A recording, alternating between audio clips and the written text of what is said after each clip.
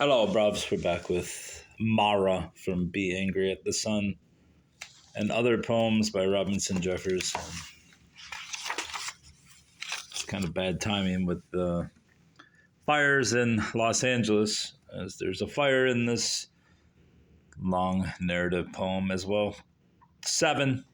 Fawn Ferguson whispered, "Don't dance with me anymore, Alan. I'm scared. His eyes are queer and he keeps watching us." "I think he's drinking too much," Alan said. "Well, let him watch us." But Fawn slipped from his hands when they passed the open doorway where Bruce was standing. She said, "It's too hot," and to Bruce, "Let's go outside." "You're right, not dancing. It's hot. How it smells in here. The air rank with bad perfume and fume from the lamps and lanterns." Bruce smiled down at her through the chopped waves of guitar music and said, "What?" "I couldn't hear you." She said, "Let's go outside. It smells in here." He, seeing at the moment Mary Monahan moon her dark eyes toward him, twisting her maned body in Ed Flood's arms. Sweating cowhands and inflamed women. Maybe we need a war, but I feel as if they were my brothers and sisters. Fawn, in amazement, stared up at him. Bruce professing brotherhood with people? His face looked blind and high like a ship's prow, leaving the crowd to the outer door. Then she saw Alan dancing a little too close for courtesy with Brenna Morgan, her blood-red enameled mouth and black hair. He'd not been long finding a substitute. The night outdoors was feverish, with silent lightning and a hot wind. Dry weed stalks and waste papers scurried from the south like rabbits across the dark foreland, and a gang of horses rushed aimlessly back and forth, stamping and squealing.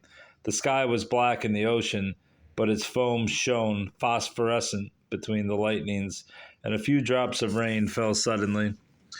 So here the night, far eastward, began the day and the war. The dazed eyes of 10 million conscripts watched its bleak morning, and the blunt-nosed bombing planes roared over Poland. The great catastrophe that involves many little ones had found its landing field. Bruce Ferguson walked in the dark and saw the quarter-century abandoned lumber mill on the cliff's edge, its humped-up roofline and crazily tilted iron smokestack black on the distant lightning sheet. He felt his mind clutch that clear form as a man climbing a precipice clutches a horn of hard rock. This will not flow out of my hand. He found himself for a lightning moment outside the flux and a whirl of things, observing the world from a fixed point. He saw the small spinning planet spotted with white at the poles and dull red wars branding both cheeks, and the sun and the other stars like herds of wild horses on the vast field, but all vanished with the lightning before he had time to think of it. Then he perceived that Fawn had left him. He went back toward the light haze flung from the wide door of the dance hall, but stopped and went around under the shining windows toward the rear door, the bar room. I won't look for her. Am I a dog watching his meat? But Fawn, where they were dancing, stood alone by the wall and watched Alan with Brenna Morgan, thinking, tall, coarse, black-haired, and sweats under the arms. Is that what he wants next after me? The dance ended, then Red O'Neill, a wide-shouldered young man with a broad face, reputed the best dancer on the coast, except Alan, perhaps. He came to her and said, "Dance, Mrs. Ferguson?" "No," she said. He said, "Drink?" She looked for Alan and missed him and said, "How wonderful," lifting the word in her clear voice, like a lark to heaven. "How did you know?" In the bar room she felt Bruce, his high head and pale eyes, instantly aware of her, and then withdrawn. She thought not Alan, but another man. What's his name? Red O'Neill for a red herring. That's good, and chattered, "Isn't it like earthquake weather? It makes my hair stand up." "Beautiful," he said. "I can't keep my hands off it." She felt with loathing his strong, blunt hand, and for some female reason nestled her head against it. Hard, stubby fingers. They were like a strangler's, and flattered him with sidelong eyes. He said, "I thought you'd green eyes, aren't they?" "No, blue, with little gold stars in 'em." Toward midnight, the heat lightnings had ceased to flicker, and a real thunderstorm broke the equivocal tension of the air. It bellowed in the south, and a fierce wind through the cracks of the old building made the lamps flare. Then jagged lightning leaped overhead. The outer night, for an instant, far brighter than the lit room, flamed through the windows in wide doorway, and the following thunder, like a black cloth, covered the dance music. Rain mixed with hail was heard and ceased, and the dance changed, for Johnny Garcia, the fiddler, excited with storm and whiskey, his instrument squealed like a caught rabbit for the next flash, and sobbed in the pause until the roaring black cloth covered it. And he marched up from the folds of thunder like one who has triumphed over death. The guitar players, the two Vargas brothers, watched him and caught his mind, but the dance writhed. There were women afraid of thunder and men too drunk to dance, and the difficult music subdued others. Only Alan Ferguson, with his new partner, a straw-haired, thin-armed girl in a green dress, and Red O'Neill with Fawn Ferguson, remained dancing. And the lightning flared, the fiddle screamed like an eagle, the thunder choked it. In the triumph afterwards, Alan reached out his arms to Fawn, and she came. He tossed his pale partner to O'Neill. She was tired and hung in his arms, but Fawn was like a Thracian bacchant, wanton-eyed, reckless with pleasure, her body pressed against Alan's, her lips panting, her head flung back, lolling on the taut throat, shaking the brindled meteor of lion-color hair. Bruce came from the doorway, walking awkwardly and blindly like a sleepwalker, and self-consciously smiling. His head and shoulders were wet with sleet. He passed by Fawn and Alan and took O'Neill by the shoulder and said hoarsely, "No more, no more." O'Neill said, "What's the matter with you?" Attempting to jerk away from him, and the girl whined, seeing Bruce's face. O'Neill let her go and said, "Now, you drunk what?" Bruce said heavily, "Aha, listen to me, I won't." The rest was not heard, for thunder pealed and the mountain echoed it. The two men faced each other, waiting on it for a silence. Bruce shook his head like a dog shaking the noise off and said heavily, "This girl's too young. I've stood there. I have been patient. Oh, I could name some women here." He looked for Mary Monaghan and failed to find her, that are nature's own stretched whores. Dance with them. But this girl's pure. She's innocent. "Put up your hands. I'm going to smash you." O'Neill grinned and flashed a fist like a snake's head into Ferguson's belly, and one to the face when it gasped and came forward. Then the men closed, wrestling. They were well matched, both powerful. O'Neill thicker and shorter. They looked ridiculous and pitiful, as men do when they fight without weapons, the human body being essentially unwarlike. Nor fang nor talon to enrich its poor wraths.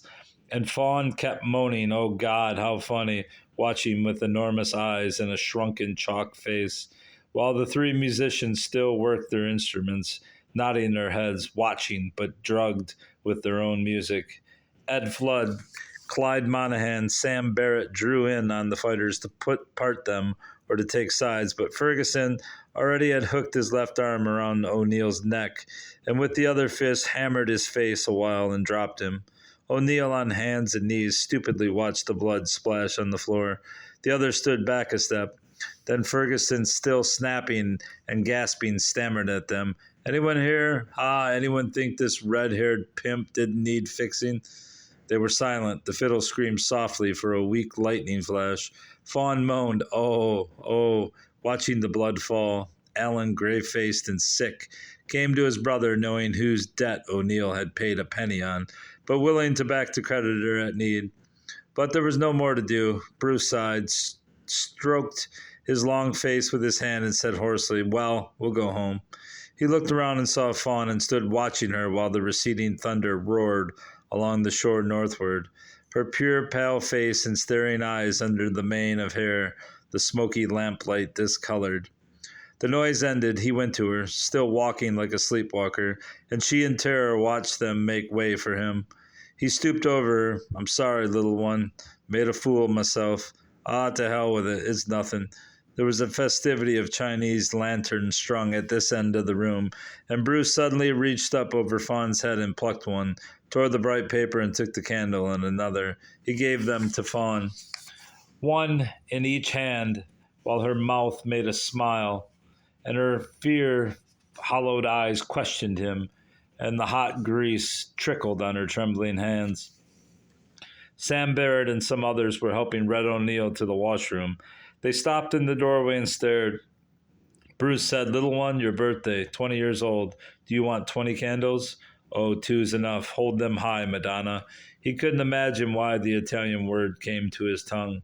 "Madonna, you're beautiful enough to pray to, and so young. But if—" He stood and gazed at her, and she held the two candle stubs.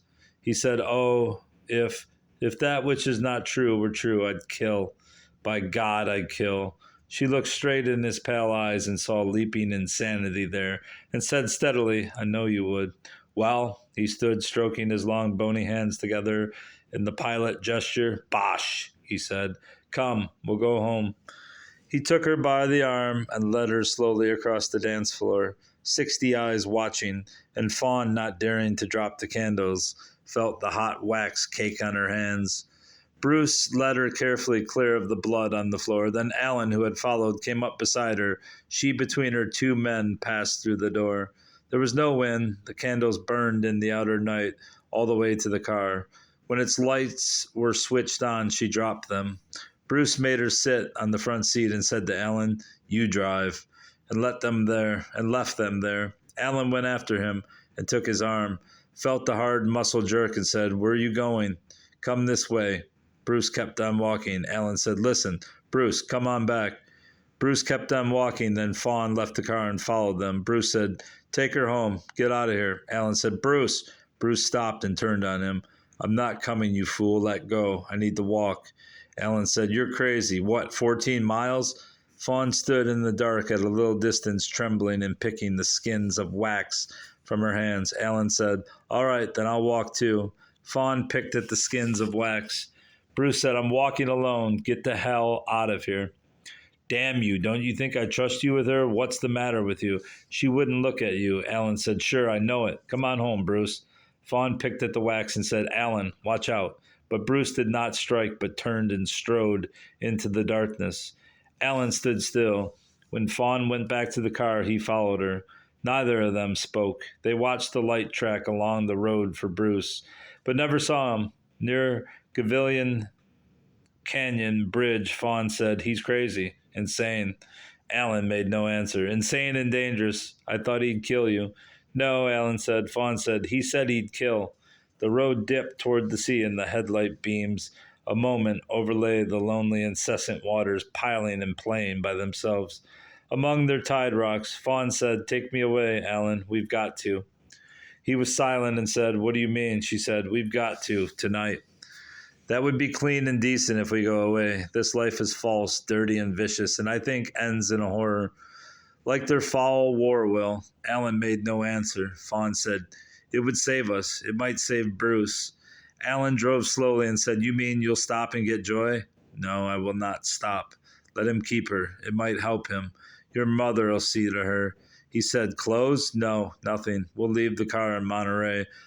I will take nothing. At Hurricane Point, where the road is cut in a rifted mountain, and every winter the rock slides close it."